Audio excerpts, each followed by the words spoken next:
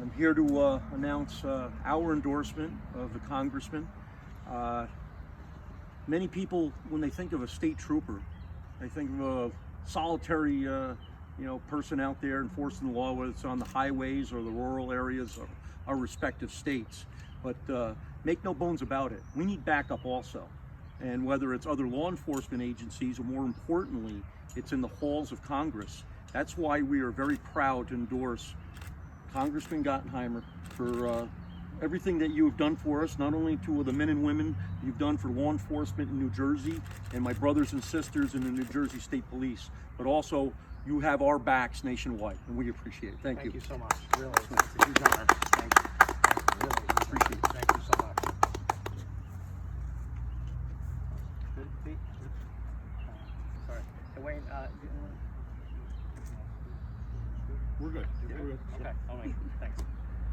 Well, first, it is I can't tell you how much of an honor this is for me today. And to Wayne and to Tom, thank you so much. To everyone from the troopers, I'm very grateful to you. You've all been so good to me. And it's an honor to be joined by today's, in our history of New Jersey, our finest, right? The Men and Women New Jersey State Troopers Fraternal Association. Wayne, you've been an incredible friend to me these years. I'm grateful. Thank you for your sage leadership and advice, and all you do for the troopers, all 1,800, for all you do every day to keep our families and communities safe. And to have Tom here is a huge extra honor.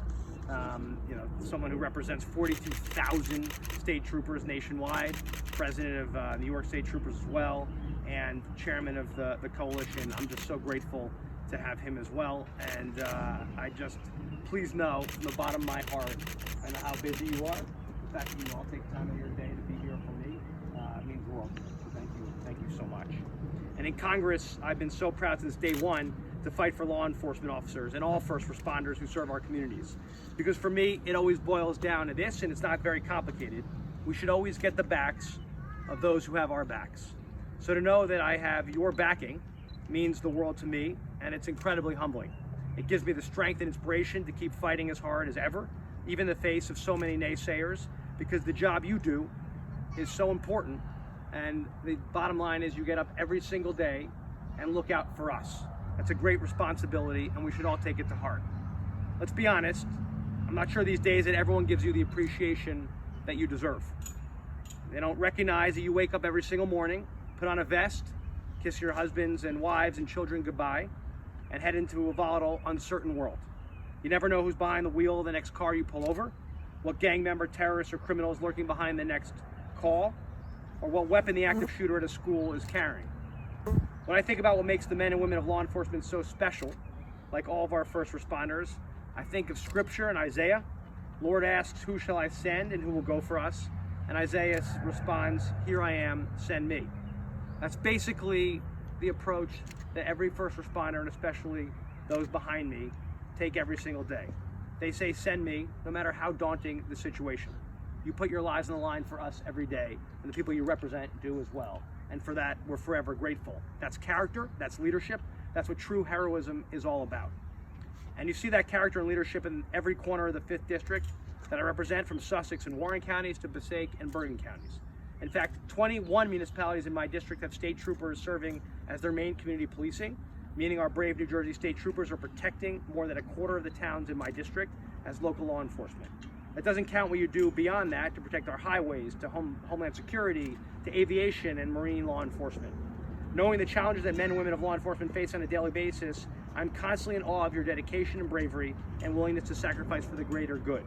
You're on the front lines of some of the toughest, most urgent challenges we face in our towns and our cities.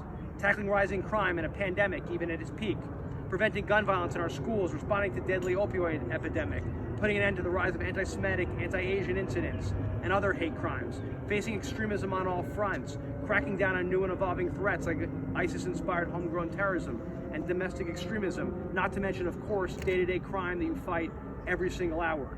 You spend your days preparing for the worst so that we can all enjoy the best in beautiful communities like this one.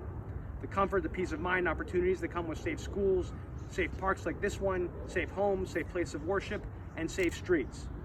That's why for me the answer is never to approach things like these ideas like defunding law enforcement. We should instead be funding our police and investing in the training, equipment, and resources our state troopers and law enforcement need to do their jobs as safely and effectively as possible to protect themselves and to protect our communities, right? So the idea of some who say we should defund makes zero sense to me. It should be about funding to protect, to help recruit the very best talent, to support community policing efforts, and to use every tool at our disposal and every hour in our quiver to fight crime and terror. That's what my bipartisan Invest to Protect bill does, that I introduced with former Florida Sheriff and Congressman John Rutherford, Republican from Florida. When we talked a lot about that legislation in developing it. It helps our smaller departments like those in my district invest in de-escalation, domestic violence, and active shooter training, mental health resources for our officers, body camera and cloud storage, and recruitment and retention of officers. It recently passed unanimously out of the Senate Judiciary Committee with its lead sponsors, Senator Grassley and Cortez Mastro, along with Senators Cassidy and Warnock, Democrat and Republican paired up. In the House, we have more than 76 co-sponsors, including 23 Republicans and 53 Democrats. The bottom line is it's bipartisan, as it should be, because protecting our country, protecting law enforcement should never be a Democrat or Republican issue. It should be what's good for America. As New York City's new mayor, Eric Adams, a former police captain, recently said, "I don't subscribe to the belief of some that we can only have justice and not public safety. We will have them both." And to me, that's the point. We can have them both, and that's the objective, right? Because to me, if you wake up and you think about protecting our families and our communities, there should never be a partisan label on that. It should just be about protecting our fundamental idea of protecting people. That's a core part of the Jersey values we hold dear. It's been my pledge to you since I first ran, and I've been focused on that every day to live up to that commitment. We've got work to do, but I'm very proud of the progress we've made.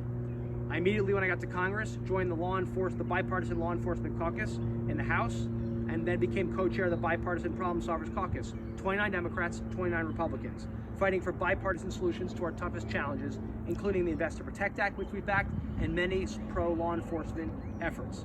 It's not always easy to find common ground to get things done, but then I think about your jobs, right, that you do every single day, solving problems in the most high-risk, high-stress situations, and it makes what I'm doing look easy.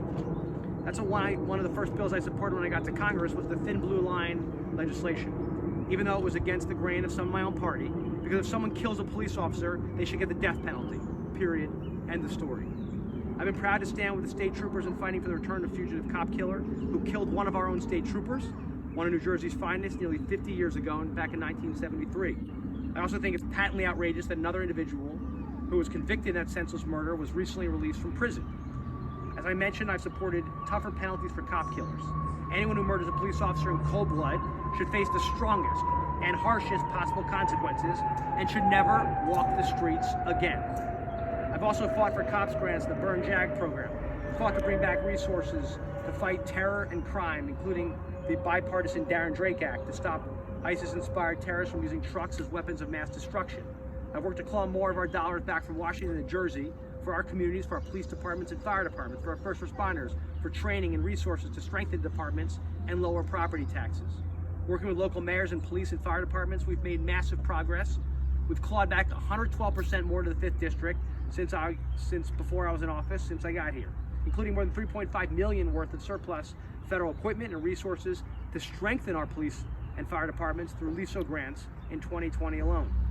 I was also proud to co-sponsor bipartisan legislation, the Bulletproof Vest Partnership Grant Program, which passed Congress and was signed into law, to reauthorize this program to help state and local law enforcement agencies purchase bulletproof vests for officers working in the field.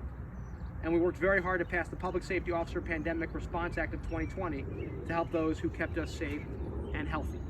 This bill ensures that our brave law enforcement, first responders, and their families get the benefits they deserve for helping us through the pandemic.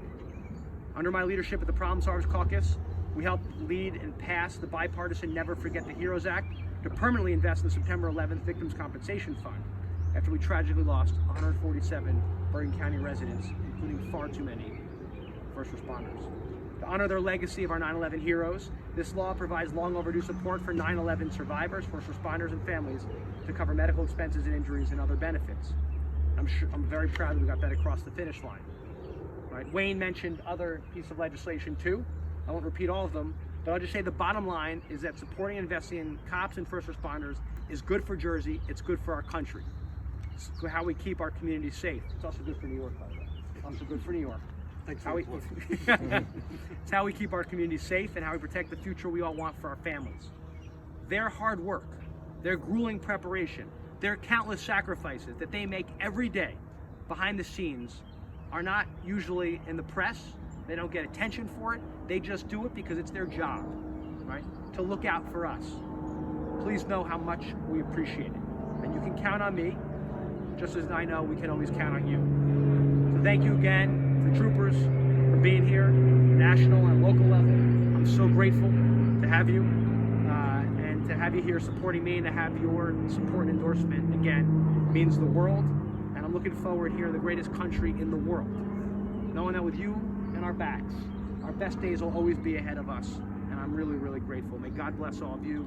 God bless our troops. God bless our first responders. May God continue to bless and watch over our great country. Thank you.